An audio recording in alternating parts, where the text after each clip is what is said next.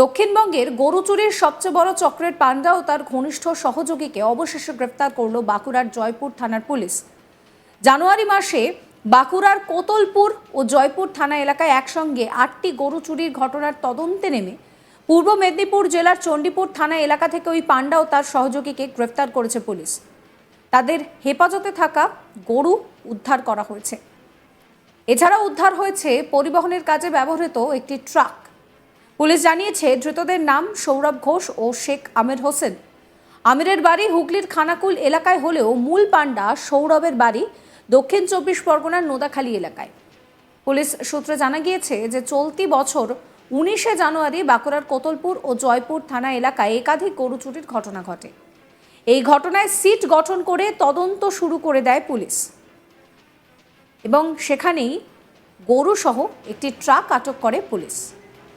Truck থেকে আটক করা হয় বেশ কয়েকজন পাচারকারীকে। এরপর তাদের জিজ্ঞাসাবাদ করে ধীরে ধীরে ওই চক্রের মোট 9 জনকে গ্রেফতার করলেও চক্রের যে মূল পাণ্ডা সৌরভ ঘোষের নাগাল কিছুতেই পুলিশ পাচ্ছিল না। অবশেষে বিশেষ প্রযুক্তি কৌশল ও সূত্রকে কাজে লাগিয়ে পূর্ব মেদিনীপুরের চণ্ডীপুর থেকে এক সহযোগী সহ সৌরভকে গ্রেফতার করেছে পুলিশ। ধৃতকে জিজ্ঞাসাবাদ করে গরু চুরি এই পুরো বিষয়টা সম্পর্কে জানার চেষ্টা করছেন তদন্তকারীরা। জানা গিয়েছে সৌরভ ঘোষ এই চক্র পরিচালনা করলেও অধিকাংশ ক্ষেত্রে গরু চুরি ও পাচারের জন্য দক্ষিণ 24 পরগনার মহেশতলা, খলতা ইত্যাদি এলাকা থেকে পেশাদার চোর নিয়োগ করত সৌরভ। নিযুক্তদের চুরি ও পাচারের জন্য গরু পিছু দেওয়া হতো 500 টাকা করে। আগে থেকে রেকি করে একসঙ্গে একই দিনে কমপক্ষে 8 থেকে 10টি গরু চুরির ব্লু প্রিন্ট চোরেদেরকে বুঝিয়ে দিত এই সৌরভই।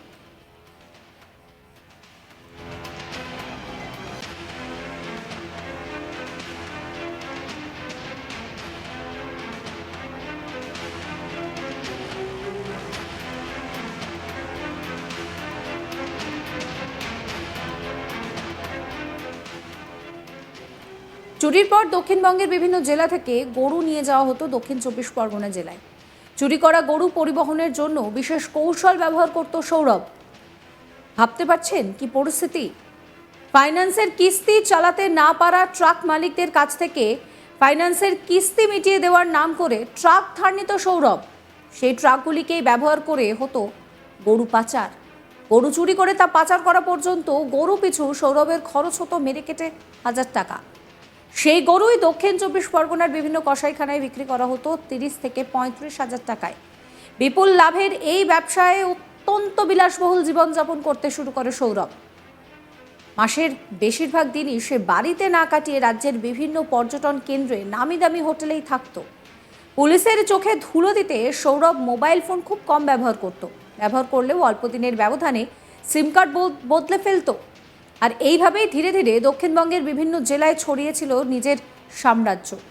পুলিশের দাবি চক্রের মূল পাণ্ডা সৌরভকে নিজের হেফাজতে নিয়ে জিজ্ঞাসাবাদ করে তার কাজকর্ম নিয়ে আরও বিশদে জানার পাশাপাশি চক্রে আর কেউ জড়িত রয়েছে কিনা তা জানার চেষ্টা চালানো হবে।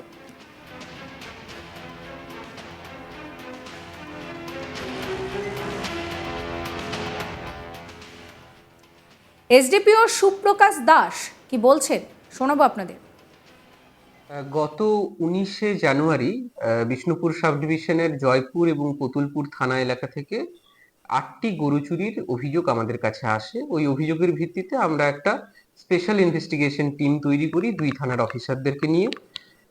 তারপরে বিভিন্ন তথ্য প্রমাণ এবং সিসিটিভি ফুটেজ এবং অন্যান্য ডিজিটাল এভিডেন্সকে কাজে লাগিয়ে আমরা অলরেডি এই কেসে 9 জনকে অ্যারেস্ট করতে সক্ষম হয়েছিলাম এবং তার সাথে 2টো ট্রাককে আমরা সিজ করেছিলাম। কিন্তু এই যে দলটা, যে গ্যাংটা অপারেট করছে, যারা মেনলি সাউথ 24 পরগনার মহেশতলা থানা থেকে এদের এই অপারেশনটা চালায়, এদের মূল যে পাণ্ডা আছে সেই তাকে আমরা এতদিন ধরে অ্যারেস্ট করতে পারছিলাম না, কারণ ও পালিয়ে পালিয়ে বেড়াচ্ছিল। তো যাই হোক, গতকাল আমরা এই যে সৌরভ বলে যে ছেলেটি আছে, মূল পাণ্ডা সৌরভ ঘোষ, এবং তার যে মূল সহযোগী আমির হোসেন, এদেরকে আমরা পূর্ব মেদিনীপুরের চণ্ডীপুর এলাকা থেকে গ্রেপ্তার করতে সক্ষম হই এবং তাদের সঙ্গে আরেকটা ট্রাককেও আমরা সিজ করি।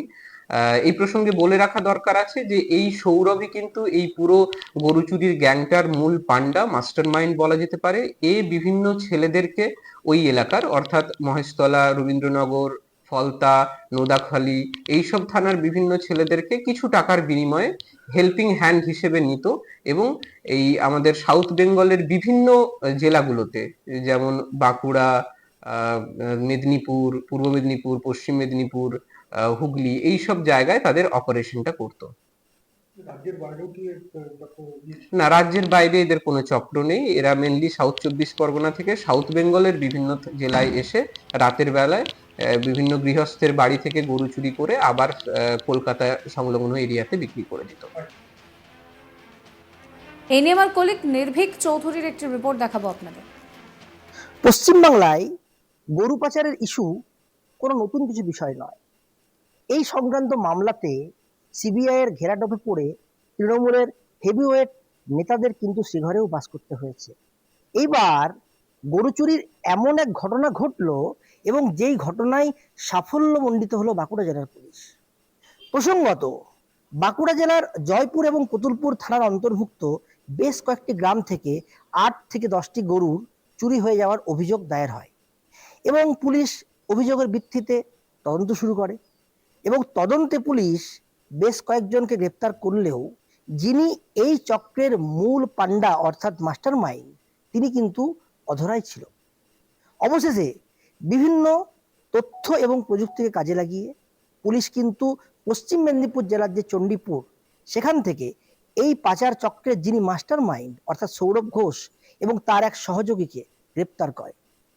পুলিশ সূত্রে খবর যে এই গরু পাচার চক্রের যিনি মাস্টার মাইন্ড অর্থাৎ সৌরভ ঘোষ এবং তার যে এক সহযোগী নাম শেখ আমির তাকে গ্রেপ্তার করে পুলিশ।